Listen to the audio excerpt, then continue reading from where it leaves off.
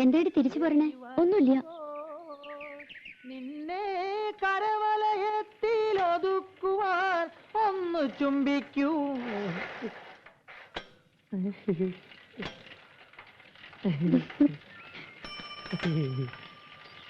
സ്വർഗപുത്രി എന്താടി എന്നെ കണ്ട അയക്ക് എന്ത് സൂക്കേടാ? അപ്പൊ തുടങ്ങും ഒരു ചരഞ്ഞ പാട്ട്. വിശ്വാസം.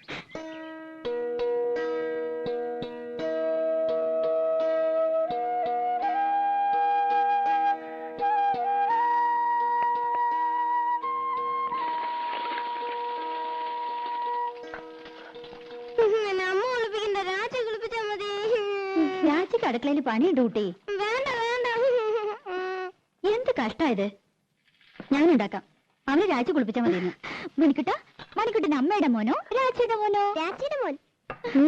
നീ എന്റെ അടുത്ത് വരും, നോക്കിക്കോ. പത്മിനി, പത്മിനി, അമ്മേ, കോലത്തമ്മ.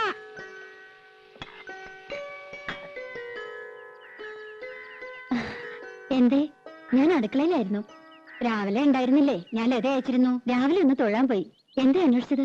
ആ പെണ്ണില്ലേ ഇവിടെ, രാധ. ഉവ്, കുട്ടികളെ സ്കൂളിൽ വിടുന്ന തിരക്കില അവള്. എന്തേ? പണിയൊക്കെ കഴിഞ്ഞ് ഒന്ന് അത്തടമരെ വരാൻ പറയണം. ഓ, അവിടെ പറഞ്ഞ ആ തള്ള വന്നില്ല എന്ന്. ഞാനും ലതയും കൂടി അകത്തെ ജോലിയൊക്കെ ചെയ്തു. മുറ്റം അടിച്ചിട്ടില്ല. പത്മിനി, ആ പെണ്ണിനോടൊന്ന് പറയോ? അതിലെന്താ, അങ്ങോട്ട് പറഞ്ഞുവിടാം. ഇവിടത്തെ പണിയൊക്കെ കഴിഞ്ഞിട്ട് മതി. അത് സാരമില്ല. അയ്യോ, പതുക്കെ. രാധേ, നിന്നോടൊന്ന് അവിടം വരെ ചെല്ലാൻ പറഞ്ഞു ലീലാവതി തമ്പുരാട്ടി. എന്തിനാ? ഇന്ന് ആ തള്ള വന്നില്ല അത്രേ. അവരുടെ മുറ്റം ഒന്ന് അടിച്ചു കൊടുക്കണമെന്ന്. എനിക്ക് പറ്റില്ല. അവരുടെ മുറ്റം അടിച്ചു കൊടുക്കാൻ ഞാനാരാ? അവര് വലിയ കാര്യത്തിയോ? വലിയ തമ്പുരാട്ടിമാര്. പ്രായമായ സ്ത്രീയല്ലേടി. പണി എടുക്കാൻ പറ്റാത്ത പ്രായമൊന്നുമില്ല അതിന്. അല്ലെങ്കിൽ അവർക്കൊരു മോളുണ്ടല്ലോ.